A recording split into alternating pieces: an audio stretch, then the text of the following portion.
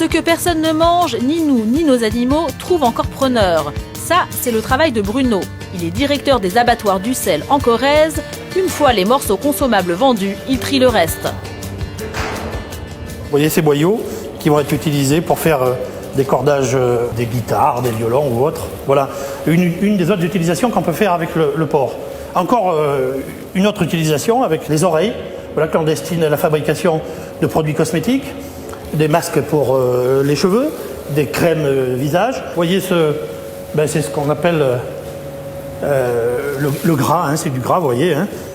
Je vous fais noter l'aspect gras et très tendre de cette partie du porc et qui se destine à fabriquer le rouge à lèvres que ces dames utilisent grassement et qui vous permet, lorsque vous vous embrassez, d'avoir un porc entre vous.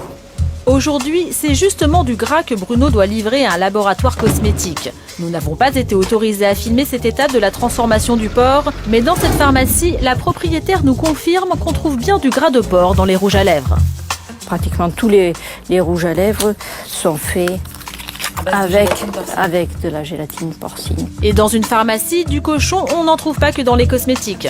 On trouve des médicaments à base de porc, soit le médicament en lui-même, soit l'enveloppe du médicament qui est composée de gélules. Chaque fois, comme vous pouvez le constater, on a cette pellicule est faite à base de gélatine. Si vous ne mangez pas de porc pour des raisons religieuses, pas de panique. Gabriel Elfassi est rabbin en banlieue parisienne. Il est très clair, quelle que soit la religion, quand il s'agit d'un médicament, il n'y a aucune interdiction.